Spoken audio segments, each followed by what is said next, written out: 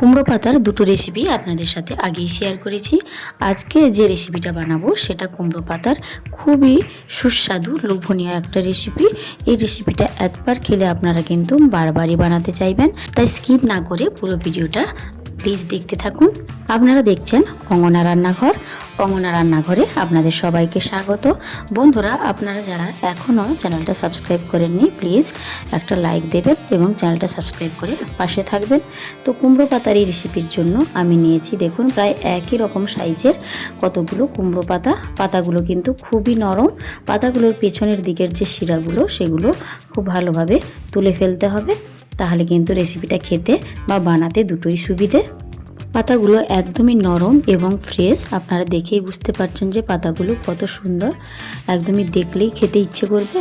তো পাতাগুলোর পেছনের শিরাগুলো আমি হাত দিয়ে তুলে নিচ্ছি, কিন্তু পাতাগুলো যদি নরম না হয় তাহলে কিন্তু বটি কিংবা ছুরি দিয়ে এই শিরাগুলো তুলে ফেলতে হবে।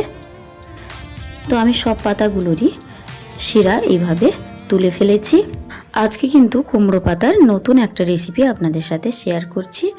তো পাতাগুলোর থেকে সব শিরা কিন্তু তুলে ফেলেছি। এবার পাতাগুলো খুব ভালো করে পরিষ্কার করে ধুয়ে নিতে হবে। তো পাতাগুলো ধুয়ে নিয়েছি, এবারে পাতাগুলো থেকে জল ঝরিয়ে নিতে হবে, তাই সাইডে রেখে দিলাম। এবারে যে মশলাটা বানাবো, মশলার জন্য আমি নিচ্ছি 2.5 চামচ সর্ষে। এখানে কিন্তু সাদা সর্ষের পরিমাণটা অনেকটা বেশি, অল্প একটু পরিমাণে কালো সর্ষে দিয়েছি, আপনারা কিন্তু নাও দিতে পারেন। এবং এখানে আমি 6টা কাঁচা লঙ্কা দিয়েছি, ঝাল অনুযায়ী কিন্তু লঙ্কাটা দেবেন। ভালো করে শিলনোড়াতে আমি বেটে নিয়েছি।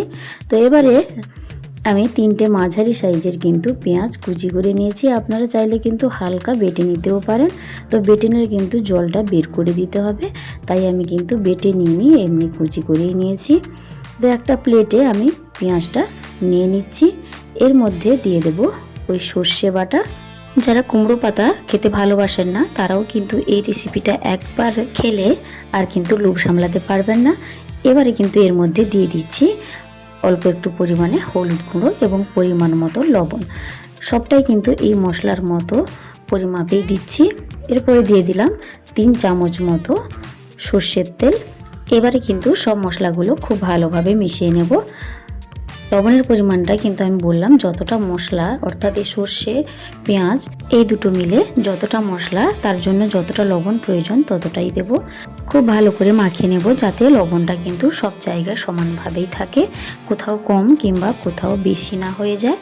তো মশলাটা দেখুন পেঁয়াজ এবং সর্ষে বাটাটা খুব ভালো করে মাখানো হয়ে গেছে। এবার যে জিনিসটা দেব সেটা হলো মোরলা মাছ।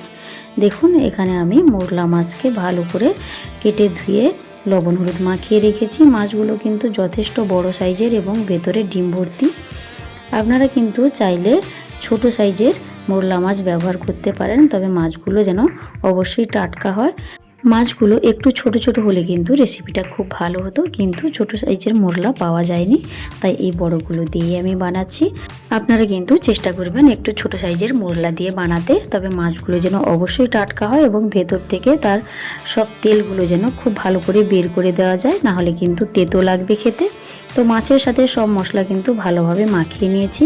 এবারে একটা বড় প্লেটে একটা করে পাতা দেব। পাতাগুলোর সব জল কিন্তু ঝরে গেছে এবং পাতাগুলো প্রায় দেখুন জল শুকনো হয়ে গেছে।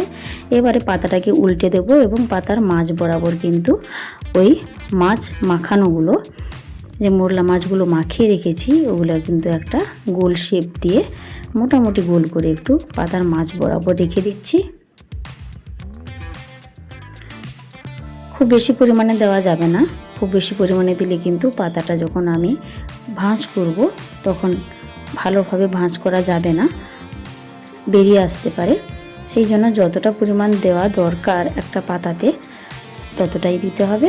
এবারে দেখুন ঠিক এইভাবে আমি পাতাটা ভাঁজ করে নিচ্ছি। পাতাটা কিন্তু খুব ভালো করে ভাঁজ করে নিতে হবে যাতে কিন্তু রান্নার সময় খুলে না যায়।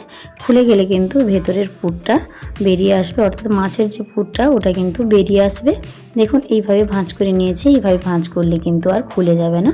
আপনারা আপনাদের পছন্দ মতো কিন্তু ভাঁজ করে নিতে পারেন। আরও একটা আপনাদের বানিয়ে দেখাচ্ছি। এটা কিন্তু একটু অন্যরকমভাবে বানাচ্ছি। যেহেতু মাঝখানে যে অংশটাতে পুর দেওয়া থাকে সেই অংশটা পাতার একটা মাত্র লেয়ার থাকে, তাই দুপাশ থেকে একটু একটু করে পাতাটা কেটে নিয়ে কিন্তু মাঝখানে দিয়ে দিচ্ছি, যেহেতু পাতাটা অনেকটাই বড়। যদি ছোট পাতা হয় তাহলে কিন্তু অন্য আর একটা পাতা থেকে কিন্তু কেটে নিয়ে এরকম মাঝখানে দিয়ে দিতে পারেন, তাতে কিন্তু মাঝখানের লেয়ারটা দুটো হয়, যে অংশটাতে পুর থাকে। এরপরে পাতার মাঝখানে কিন্তু ওই মাছগুলো দিয়ে দেব। এবারে ভালো করে ভাঁজ করে নিতে হবে, সেই একইভাবে আমি ভাঁজ করে নিচ্ছি। এটা যেহেতু পাতাটা একটু কেটে নিয়েছি তাই পাতাটা একটু ছোট হয়ে গেছে, সেক্ষেত্রে ভাঁজটা করতে কোনো অসুবিধে নেই, তবে খুব সাবধানে ভাঁজটা করতে হবে যাতে ভেতরের পুরটা বেরিয়ে না আসে। দেখুন এটাও কতটা সুন্দর হয়েছে। এইভাবে কিন্তু সব পাতাগুলোতেই পুর ভরে নিয়েছি। যারা মোরলা মাছ এবং কুমড়ো পাতা দুটোই খেতে ভালোবাসেন তাদের কাছে কিন্তু এই রেসিপিটা অসাধারণ হবে, কিন্তু যারা ভালোবাসেন না তারাও একবার খেলে আবারও খেতে চাইবেন। তো একটা কড়াইতে আমি জল নিয়ে নিচ্ছি, জলের উপরে একটা কিন্তু এই রকম ছিদ্রযুক্ত থালা বসিয়ে দিয়েছি। থালাটা কিন্তু জলের মধ্যে লেগে নেই, জলের থেকে অনেকটা উপরেই রয়েছে। এবারে ওই থালার উপরে ওই যে পুর ভরা পাতাগুলো কিন্তু এক একটা করে সাজিয়ে দিচ্ছি। এরপর ঢাকা দিয়ে হাই ফ্লেমে 15 মিনিট স্টিম করে নেব। 15 মিনিট পরে দেখুন দেখাচ্ছি পাতাটা কতটা সেদ্ধ হয়ে গেছে, আপনারা দেখেই বুঝতে পারছেন। এবারে কিন্তু গ্যাসটা বন্ধ করে দেব এবং দেখুন থালাটা আমি কড়াই থেকে নামিয়ে এনেছি। পাতাগুলো কতটা ভালোভাবে সেদ্ধ হয়েছে সেটা আপনারা কালার দেখেই বুঝতে পারছেন। এবারে কিন্তু গ্যাসে একটা প্যান বসিয়েছি, তাতে সর্ষের তেল দিয়ে দিচ্ছি। প্যানটা গরম হলেই ফ্লেমটা মিডিয়াম রেখে তেলটাও গরম করে নেব। তেলটা গরম হয়ে গেলে কিন্তু এর মধ্যে এক এক করে ওই যে স্টিম করা পাতুড়িগুলো কুমড়ো পাতার ওগুলো কিন্তু এক একটা দিয়ে দেব। পাতাগুলো যেমন স্টিম করতে দিয়েছিলাম তেমনই রয়েছে, একটু খুলে যায়নি, আপনারা দেখেই বুঝতে পারছেন। এরপরে মিডিয়াম আঁচে পাতুড়িগুলোকে ভেজে নেব। আপনারা কিন্তু এর থেকে কম তেলেও ভেজে নিতে পারেন, কোনো অসুবিধে নেই। উল্টে পাল্টে এইভাবে কিন্তু ভেজে নিতে হবে। এইভাবে একটা ছোট চামচের সাহায্যে আমি উল্টে ভেজে নিচ্ছি। দেখুন পাতাটা একটু সরে গেছে এইটা থেকে, সেই জন্য মাছটা দেখা যাচ্ছে, কিন্তু একটা পাতুড়ি থেকেও মাছগুলো কিন্তু বেরিয়ে যায়নি, সবগুলোই কিন্তু ঠিকঠাক রয়েছে। তো এইভাবে উল্টে পাল্টে ভেজে নিতে হবে যাতে দুই পাশই খুব ভালোভাবে ভেজে নেওয়া যায়। খুব বেশি পরিমাণে কিন্তু তেলের প্রয়োজন হয় না, একদমই সামান্য পরিমাণে তেল লাগে।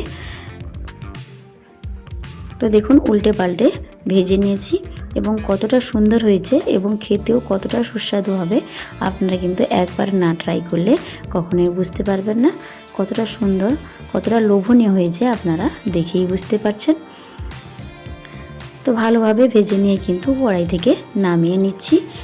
এইভাবে কিন্তু বাকি সব পাতুড়িগুলো ভেজে নেব। সব পাতুড়িগুলোই কিন্তু ভেজে নিয়েছি। দেখুন কতটা সুন্দর হয়েছে, কতটা লোভনীয় হয়েছে। এবারে আপনাদের দেখাচ্ছি একটা পাতুড়ি খুলে তার ভেতরের মাছটা ঠিক কেমন হয়েছে, সেদ্ধ হয়েছে কি হয়নি বা দেখতে কেমন হয়েছে সেটা আপনাদের দেখাচ্ছি। দেখুন কতটা সুন্দর হয়েছে।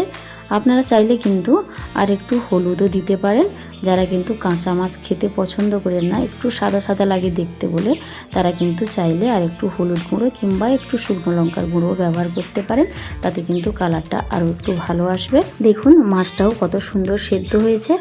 তো বন্ধুরা আজকের এই কুমড়ো পাতা রেসিপিটা কেমন লাগলো অবশ্যই কমেন্ট করে জানাবেন। যদি ভালো লাগে তাহলে প্লিজ একটা লাইক দেবেন, বন্ধুদের সাথে শেয়ার করবেন এবং চ্যানেলটা সাবস্ক্রাইব করে পাশে থাকবেন। ধন্যবাদ।